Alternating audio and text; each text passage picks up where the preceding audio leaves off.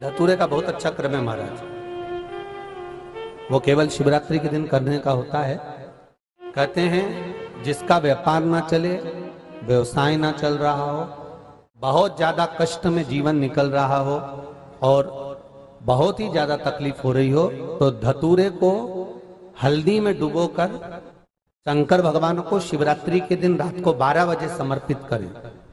उस धतूरे को वापस उठा लाएं 5-10 मिनट के बाद, श्री शिवाय नमस्तुभ्यम बोलकर लाल कपड़े में उसको बांधकर व्यापार वाली जगह में कहीं पर भी उसको बांध दिया जाए। व्यापार पीछे नहीं हटता, व्यापार अग्रण्य भाव में बढ़ता चले जाता है। महाराज उस धतूरे को केवल परंतु शिवरात्रि के दिन रात को 12 बजे ही किया जाए, हल्दी में डुबोना पड़ता है।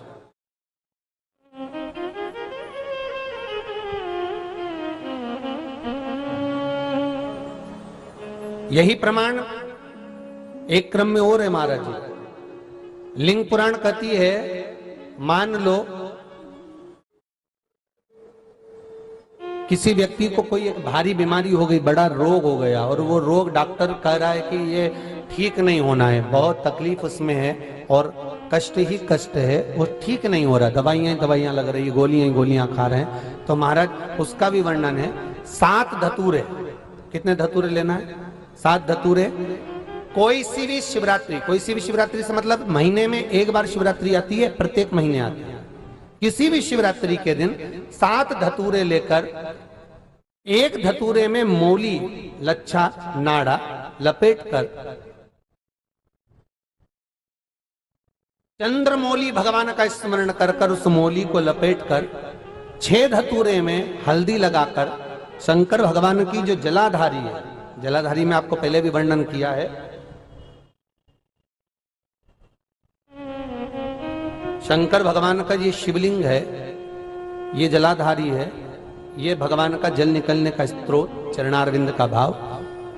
शिवलिंग जहां रखा हुआ है ये पार्वती जी का हस्त कमल है, जो ये गोल भाग है ये पार्वती का हस्त कमल है, जहां शिवलिंग रखा है। जहां से जल नीचे गिरता है उसके सीधे भाग में श्री गणेश जी महाराज का स्थान है, उसके उल्टे भाग में श्री कार्तिकेय जी का स्थान है।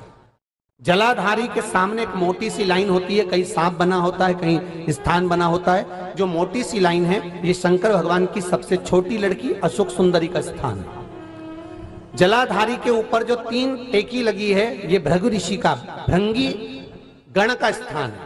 इसके ऊपर जो कलश है, कलश में जो पानी भरा जाता है वो पानी जो बूंद बूंद नीचे गिरता है, ये शंकर भगवान की 5 लड़कियों का स्थान है। जया, विषहरा, सामरीबारी, धोतली और देव, ये 5 लड़कियों का स्थान है। शंकर भगवान का संपूर्ण परिवार शिवलिंग के सामने से, जहां से जल चालू होता है गिरने के लिए नीचे की ओर जब जल जाता है, उस स्थान पर भगवान शंकर के सारे गणों का स्थान है। फिर जब जल बहकर सामने की ओर जाता है, जितनी दूर तक जल जाता है उतनी दूर तक भगवान शंकर के उस जल भाग को ग्रहण करने के लिए 33 कोटि देवताओं का स्थान है। इसलिए उस जल को हम लांघते नहीं है, क्योंकि वहां 33 कोटि देवता विराजमान रहते हैं महाराज।